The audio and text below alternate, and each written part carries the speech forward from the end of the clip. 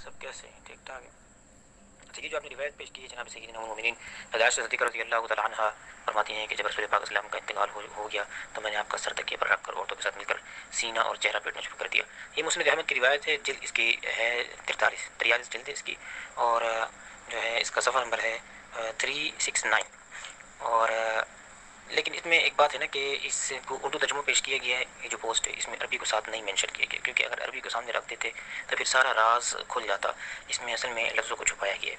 जो मेन लफ्ज़ छुपाए गए हैं इसमें वो ये है कि फ़मिन सफ़िहा व हदासत सिन्नी, कि आयशा फरमाती हैं कि मेरी नासमझी थी और मेरी कम उम्री थी कि रसूल पाक अलैहि वसल्लम मेरी गोद के अंदर आप अलैहि वसल्लम की वफ़ात होती है और मैं आपका सर जो है वो तकिए पर रख के और औरतों के साथ सीना और चेहरा पीटना शुरू कर देती हूँ। तो आयशा फरमा रही हैं खुद कि मेरी नासमझी थी और मेरी कम उम्री थी, यानी कि वो क्या कहना चाह रही हैं आयशा, वो अपने अमल की खुद तरदीद कर रही हैं कि मुझसे ये ख़ता हुई है, ये गलती हुई है, अपने आप को तस्लीम कर रही हैं।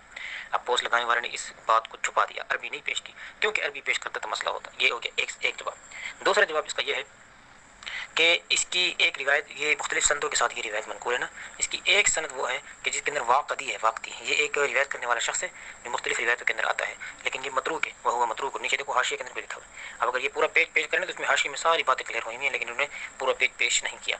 तो अब इसमें देखें क्या लिखा है कि फ़ी तरीक़िहिमा अल-वाक़दी, कि दो रिवायतें ऐसी हैं कि जिसके अंदर वाक़दी है, और वाक़दी के बारे में यह है कि वाक़दी जो रावी है वो मतरूक है, यानी उसकी रिवायतों को छोड़ा किया है, क्योंकि बाज़ों ने उसको कज़्ज़ाब कहा है, झूठा कहा है।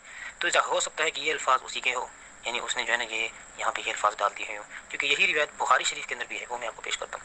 लेकिन बुखारी शरीफ के अंदर तो ये अल्फाज नहीं है कि वो औरतों के साथ खड़ी हो गई और अपने चेहरे को पीटना शुरू कर दिया, वहाँ तो ये नहीं है। अच्छा, इसके बाद चलते हैं हम हज़रत इमाम अहमद जो इस रिवायत को नकल करने वाले हैं, वो खुद क्या फरमाते हैं, ये इसका तीसरा जवाब चल रहा है। वो ये फरमाते हैं कि वक़ौलुहा, उनका कौल कि मैं क्या कहते हैं औरतों के साथ खड़ी हो गई और अपना चेहरा मैंने पीटना शुरू कर दी, फ़ीही नकारतुन, इसमें इनकार है, यानी कि बात ठीक नहीं है। वलम नजिदहु इल्ला फ़ी हादिहि सियाक़, वो फरमाते हैं कि ये सियाक़ व सबाक़ बिल्कुल बन ही नहीं रहा ऐसे भाई, ये सियाक़ व सबाक़ बन ही नहीं रहा, क्योंकि इस पूरी रिवायत को देखो ना, ये पूरी रिवायत तुमको ऐसे नजर आएगी जैसे कि एक का दूसरे के साथ, एक जुमले का दूसरे जुमले के साथ कोई ताल्लुक़ बनता नजर नहीं आ रहा। ठीक है, आयशा फरमाती हैं कि जो है ना रसूल पाक अलैहि सल्लम की वफ़ात हुई और मैंने किसी पे जुल्म नहीं किया, और फिर फरमाती हैं कि जो है मेरी कम समझी थी और मेरी जो है ना वो मतलब ये कि कम उम्री थी कि रसूल पाक अलैहि सल्लम मेरी गोद के अंदर रसूल पाक अलैहि सल्लम की वफ़ात हुई। अब वफ़ात होने के बाद मैंने आपको सर रख दिया और मैं शुरू हो गई औरतों के साथ। तो पहली बात तो ये है कि आप अलैहिस्सलाम साबित करना पड़ेगा कि आप अलैहिस्सलाम की जब वफ़ात हुई है तो कौन सी औरतें वहाँ पे शामिल थी, कौन सी औरतें वहाँ पे आई हुई थी। तो ज़ाहिर है कि हज़ूर पाक अलैहिस्सलाम तो पर्दे का हुक्म आ चुका था, ना महरम थे, तो हज़ूर पाक अलैहिस्सलाम को इस नज़र की हालत में कौन सी औरतें वहाँ पे आई हुई थी कि जिनका यहाँ पे जिक्र किया जा रहा है।